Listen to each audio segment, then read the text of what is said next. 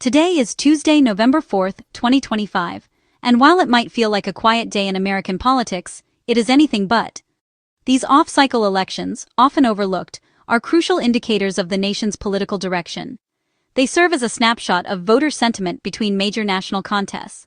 In states like Virginia and New Jersey, voters are choosing their next governor. In New York City, a new mayor is being selected in a race that has captured national attention. These are high-stakes contests, where national political figures and arguments are front and center. 9 months into his second term, President Trump is a central figure in these races, whether on the ballot or not. His presence looms over the campaigns, and his policies are debated far from Washington, D.C. The results will be scrutinized by strategists and pundits for signs of political strength or weakness. These elections are our first real data points in the story of the 2026 midterm elections. What happens today in a handful of states is incredibly important. It is a dress rehearsal for the bigger battles to come. These off-cycle elections are not the end of a story. They are the beginning of the next chapter in American politics. And the story they are telling is one that everyone, regardless of their party, needs to pay close attention to. These elections can shout the loudest warnings if you just know how to listen. Why do odd-year elections matter so much? They're one of the few times we see real voters casting real ballots between major contests. These elections measure not just opinion, but intensity. Who's motivated enough to show up when the stakes seem lower? The smaller turnout makes them revealing, often dominated by the most engaged and partisan voters. This year, the political climate is especially charged, with President Trump back in the White House and a government shutdown affecting states like Virginia. When Virginians vote, their choice becomes a verdict on national leadership and the country's direction. These races become a proxy war between the parties, a test of messaging and power before the next big election. Nowhere is this test of President Trump's influence more direct than in the gubernatorial races in Virginia and New Jersey. In Virginia, history will be made as the state elects its first-ever female governor. Democrat Abigail Spanberger faces Republican Winsome Earl Sears in a classic clash of modern political themes. Spanberger focuses on protecting abortion rights, while Earl Sears emphasizes public safety and tax cuts. The ongoing government shutdown is a massive issue in Northern Virginia, affecting many federal employees. Democrats are tying Earl Sears to President Trump and the shutdown, framing the election as a message to the White House. In New Jersey, the race is tight, with Democrat Mickey Sherrill against Republican Jack Ciattarelli. New Jersey typically leans Democratic, but Trump has made surprising inroads. This makes the New Jersey race a fascinating experiment. Can a Republican win the governorship in a blue state by embracing the Trump brand? Democrats are making the race a referendum on Trump, with Obama campaigning for Sherrill. The outcome will reveal much about the political geography of the suburbs. A win for Ciattarelli would be a huge victory for Trump, and a worrying sign for Democrats. These races are not just about local issues, they are about national political dynamics. The results will provide insights into the political landscape leading up to 2026. The New York City mayoral race is making national headlines, with a colorful cast and the potential to launch a new political star. Zohran Mamdani, a Democratic socialist, leads the field, energizing progressives. He faces Republican Curtis Sliwa and Independent Andrew Cuomo, making the race a spectacle. President Trump has weighed in, criticizing Mamdani and threatening to withhold federal funds. This attention has made Mamdani a national figure and a new foil for the president. If Mamdani wins, Republicans will use him in campaign ads as the face of a leftward-shifting Democratic Party. For Democrats, a Mamdani victory would be a win for progressives, but also fuel Republican attacks. The outcome will shape national politics far beyond New York City. Beyond high-profile races, other contests and ballot measures revealed deeper strategic thinking of both parties. In Texas and California, we're seeing moves that prepare for the 2026 midterms. In Texas, a special election in a Democratic area shows party dynamics, but the bigger story is on the ballot. Republicans have propositions designed to energize their conservative base, like parental rights in schools. It's a strategy of mobilization, using cultural issues to drive turnout. Meanwhile, in California, Democrats are playing their own long game with Proposition 50.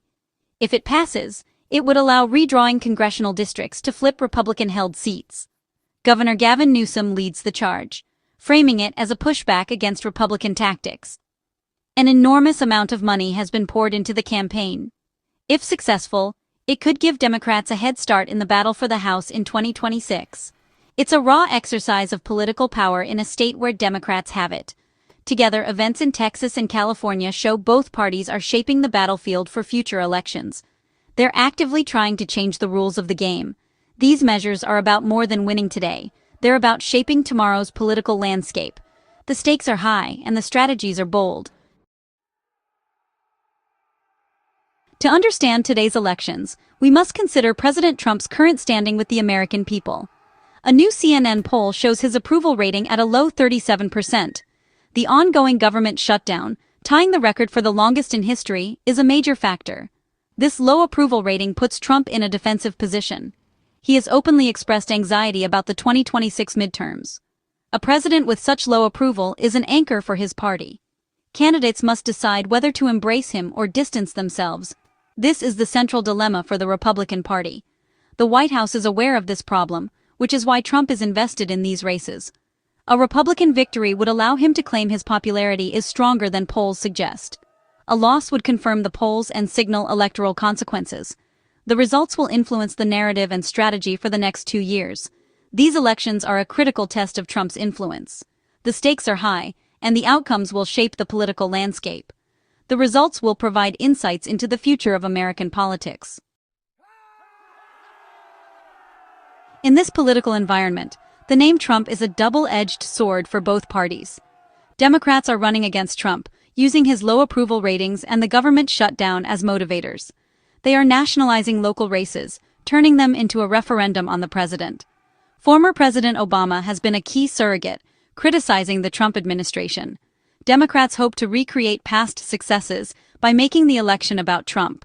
For Republicans, the calculation is more complicated. Trump remains popular with their base, and his endorsement can drive turnout. However, he also energizes the opposition and alienates moderates. Candidates must balance allegiance to Trump with appealing to swing voters. This is the central strategic challenge for the GOP. The results will influence how both parties approach future elections. The stakes are high and the strategies are bold. The outcomes will shape the political landscape for years to come. The results will provide insights into the future of American politics. The name Trump is a powerful tool, but it must be wielded carefully. To understand what might happen next, it is helpful to look back. History shows the party holding the White House tends to lose ground in off-cycle elections. Democrats hope history repeats itself, using Trump's low approval and the shutdown as motivators. A strong showing in Virginia and New Jersey would confirm their strategy. It would suggest the public is eager to check the president's power. Republicans hope to break the historical pattern, banking on Trump's unique coalition. They argue his supporters are more loyal and likely to turn out. If they hold ground or score an upset, it would boost morale. These elections are more than a simple vote on the president. They are whispers of the future, influencing who runs for office and where parties invest. If Democrats do well, expect them to double down on their anti-Trump strategy.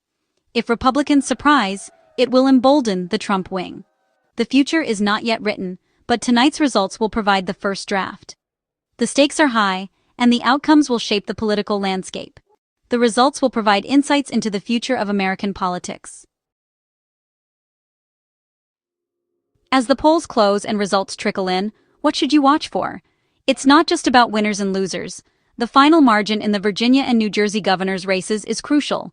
A large Democratic win would signal trouble for Trump and the GOP. A close race or Republican win would suggest GOP strategy is working. The margin of victory is a key indicator of each party's strength. Look beyond winners to the geography of the vote. Pay attention to suburban counties, key swing areas in recent elections. If Democrats run up big margins, it signals anti-Trump energy is alive.